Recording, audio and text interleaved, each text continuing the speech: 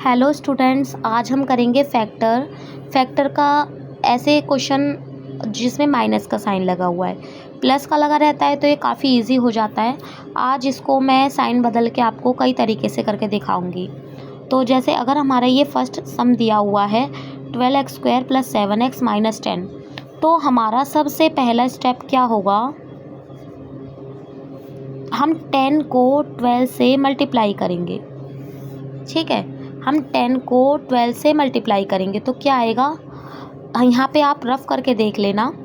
Minus का 10 और multiply by 12 तो कितना आया हमारा 120 माइनस का। ठीक है, तो हमें कोई ऐसी दो डिजिट चाहिए जो मल्टीप्लाई करने पे तो क्या आए माइनस का 120 और प्लस या माइनस करने पर कितना आए 7। ठीक है, बीच वाले को हमें ये दो डिजिट चाहिए जो मल्टीप्लाई करने पे तो आए माइनस का 20 प्लस या माइनस करने पे आए -7। जब हम ऐसी दो डिजिट को सोचते हैं तो हमें क्या मिलता है कि 15 मल्टीप्लाई बाय 8 क्या होता है 120। ओके, ठीक है, तो अब क्या है 15 और 8 हमें मिल गया है 120 मल्टीप्लाई करने पे।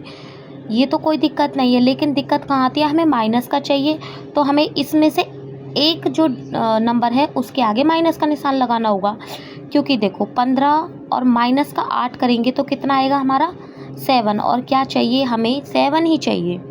ठीक है, लेकिन देखो अगर हम 15 तो माइनस का ले लें और प्लस 8 ले लें, इससे भी क्या आता है हमारा 7, लेकिन ये 7 कैसा होता है माइनस का, और हमें माइनस का 7 नहीं चाहिए, हमें प्लस का चाहिए। तो हम प्लस का 15 लेंगे और माइनस का 8 बराबर क्या हो जाएगा 7 हो जाएगा। तो हमें प्लस का 15 और माइनस का 8 लेना है। ठीक है, अब आपको ये दो डिजिट समझ में आ गई। तो अब हम यहाँ पे क्या करेंगे, 12x ऐसे ही इसको लिख लेंगे। ठीक है, और माइनस 12x² और यहाँ माइनस के 10 लिख देंगे। अब इस बीच वाले को हमने तोड़ा है 15 और 8 में। ठीक है, 15 और 8 तो प्लस का तो हम 15x लेंगे और माइनस का हम 8x लेंगे। ठीक है, तो ये हमारे दो इधर से कर लिया हमने, दो इधर से कर लिया। तो इन दोनों में से क्या कॉमन आ रहा है आप बताओ, इन दोनों में से हम x को कॉमन ले लेंगे बाहर।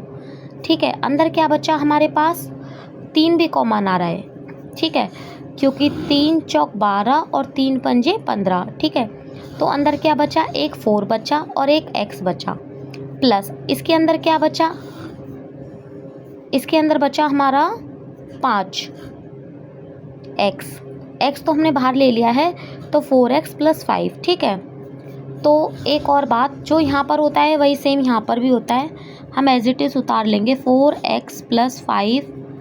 अब क्या करना है आपको, 4x + 5 इसको 4x 8x लाना है तो हमें 2 से करना पड़ेगा आगे। तो 4 2 सा 2 4 सा 8x। ठीक है, लेकिन हमें कौन सा साइन चाहिए अब, या माइनस का 8x है तो अगर हम माइनस डाल देंगे तो माइनस का 2, और यहाँ पे देखो आप माइनस का 2 और हम मल्टीप्लाई करेंगे 4x से तो क्या आएगा माइनस का 8x।